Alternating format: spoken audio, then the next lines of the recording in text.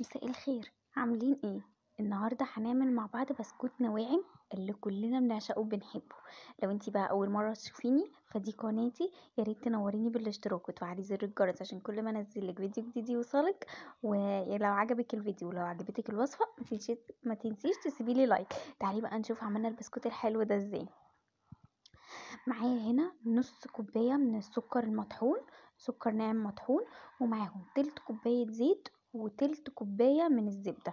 الزبده هنا طريه، انا مطلعها من قبل ما اشتغل فيها مثلا بحبه حلوين كده عشان تبقى طريه معايا.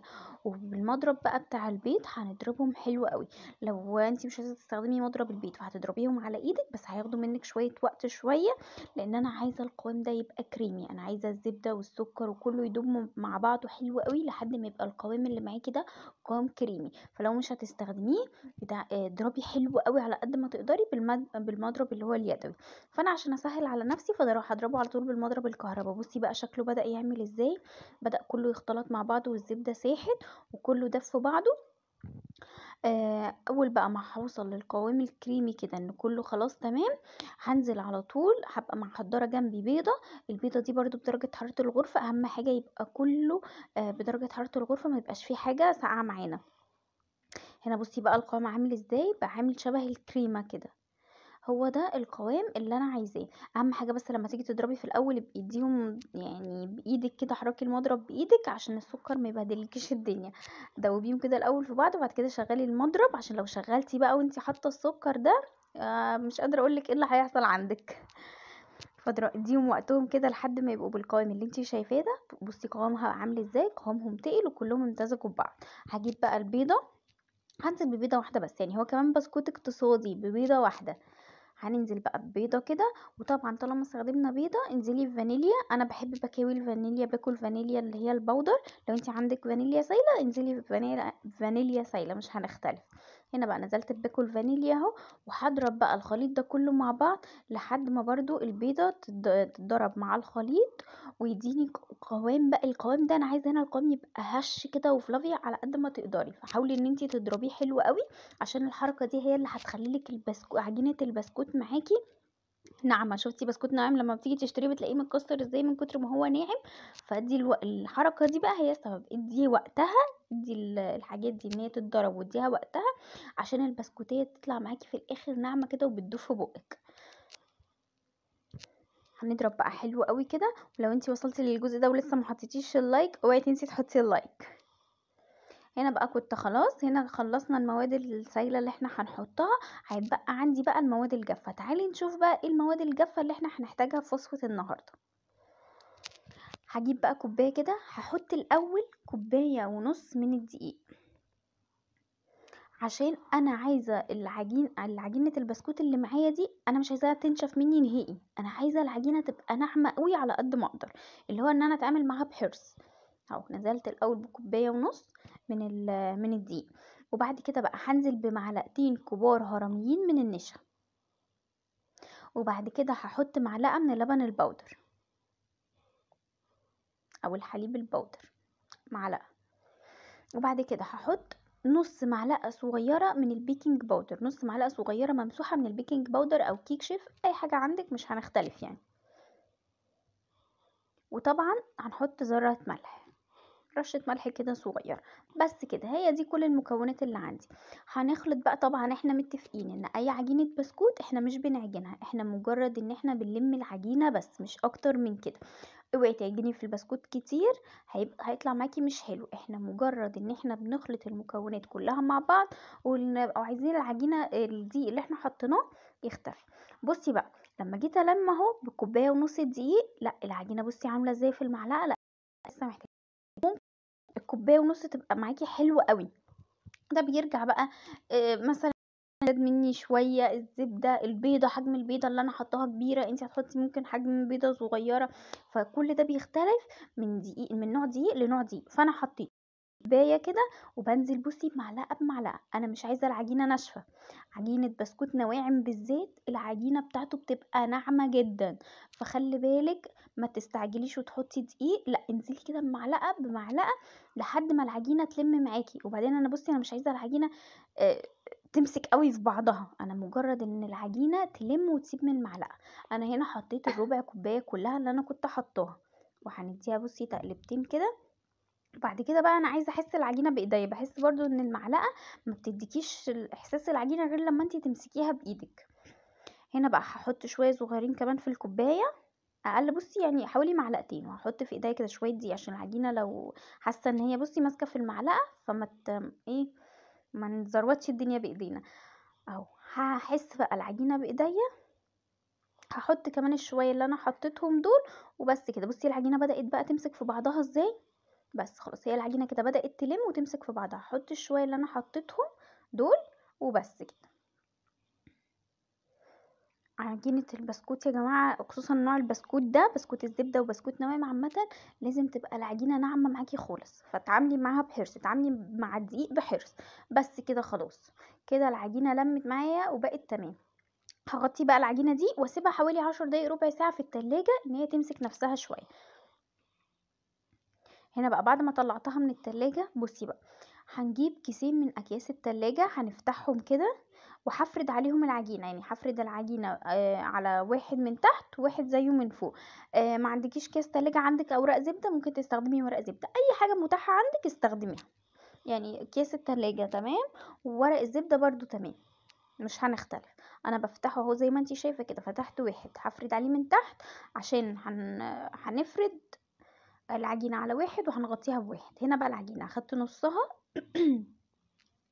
هاخد نصها بقى وافرد. بصي العجينه، بصي عامله ازاي ناعمه، هي مش محتاجه نشابه ومش محتاجه اي حاجه، بس النشابه بتخليلي وشها ناعم، فعشان كده هفردها بالنشابه. حطيت بقى كيس كده، كيس تلاجة كده، وهفرد بقى بالنشابه. اهم حاجه اوعي بس ترفع منك قوي، عشان لو العجينه رفعت منك قوي هتدخليها الفرن هيتحمص منك وهيتحروق وهيبقى بصي يعني. حاولي خلي سمكها ما بين الرفيع وما بين التخين، يعني مش رفيع قوي ومش تخين قوي، وسط، خلي سمكها وسط. هاتيلي بقى اي حاجه مدوره عندك، احجام عندك بقى، قطاعات غطيان، اي حاجه. يعني انا استخدمت بصي، يعني انا عملت الغطا بالغطيان اللي عندي دي، لميت كل الغطيان كده المقاسات المختلفه وما تضغطيش للاخر. هنا افتكرت ان انا عندي دايره تانية ممكن ان انا استخدمها، فاللي هي بتاعت ايوه بتاعت القمع دي، بصي وما تضغطيش للاخر. احنا مجرد بس بندي شكل عايزين بس شكل الدوائر اللي هو بيبقى في بسكوت نواعم ده. فلمي بقى ايه، وافتكرت دلوقتي بصي في فنجان اهو ممكن ان انا دايره اصغر، فهجيبه وهشكل بقى العجينه، قصدي هشكل بقى العجينه بالدواير دي.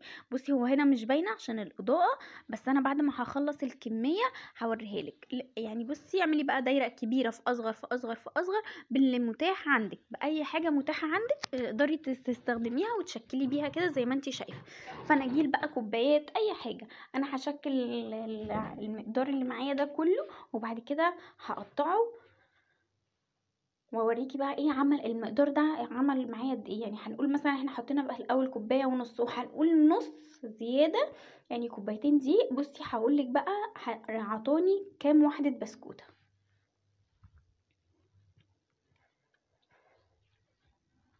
بجد يعني تشكيل البسكوت ده بجد حاجه ممتعه قوي. شكلناهم بقى كده، هنعمل بقى العجينه اللي معانا كلها بنفس الطريقه دي.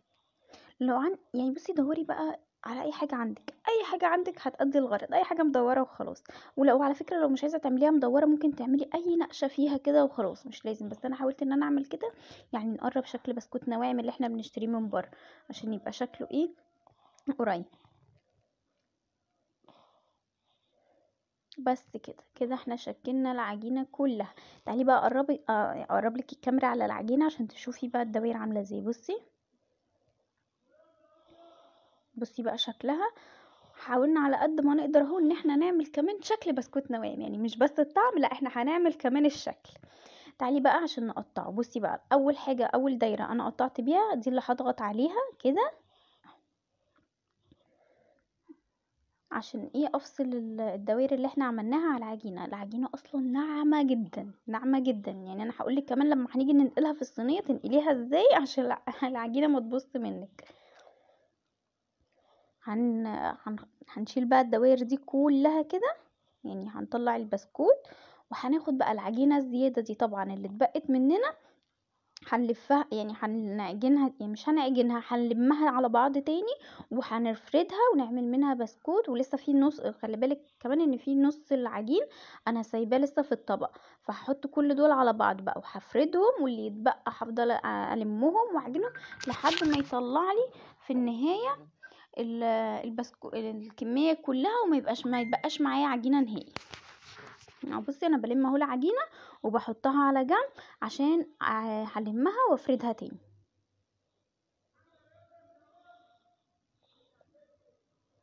بس كده، خليكي بس حريصه عشان انا العجينه دي ناعمه، فعشان تبص مننا. بس كده بصي بقى الدقيق عمل لي قد ايه، كام وحده بسكوت، عمل لي كميه حلوه قوي. انت بقى لو عايزه تضعفي ضعفيها براحتك عادي، مفيش مشاكل. هنا بقى هجيب صينيه، هنقل بقى، بصي هنقل البسكوت ده للصينيه او الصاج اي حاجه، عشان هندخله التلاجة حوالي ربع ساعه كمان. لازم يدخل التلاجة كده يتشمع كده ويمسك نفسه ربع ساعه كده ولا حاجه عادي، حتى لو قعد اكتر من ربع ساعه، نص ساعه، مفيش مشكله. بصي بس هنا بقى ايه، احتاجت ان حد ايه يساعدني يظبطها معايا. بس كده هجيب صينيه تانية وهنقل فيها برضو. انا بنقل بكيس التلاجة، لو انت فارده على ورق الزبده خديه كده بورق الزبده برضو وانقليه ودخليه بقى التلاجة. تعالي اقولك بقى بعد ما يدخل التلاجة هنعمل فيه ايه. هنا بقى كان خلاص طلعته من التلاجة، معايا صينيه مش مدهونه ولا اي حاجه. بصي بقى انا باخد البسكوته بنقلها ازاي، بالراحه كده، لان البسكوته ناعمه جدا والعجينه ناعمه جدا، فعشان ما تتكسرش منك وما تبص منك. بصي بترفعي كده كيس التلاجة وتنيمي البسكوتيه كده على ايدك وتقومي ايه حطها في الصينيه. هنا بقى انا مولعه الفرن، بسخن الفرن على درجه حراره 150 160، هتحطيه على الشبكه. هو ما بياخدش وقت، يعني 10 دقايق ربع ساعه بالكتير هتلاقيه استوى معاكي وبقى جاهز. بصي بقى الكميه كلها دي، الكميه كلها بعد ما نقلتها اهو عملت لي كميه حلوه قوي. هتحطيه بقى على الشبكه على درجه حراره 150 160، ياخد لون حلو 10 دقايق ربع ساعه بالكتير.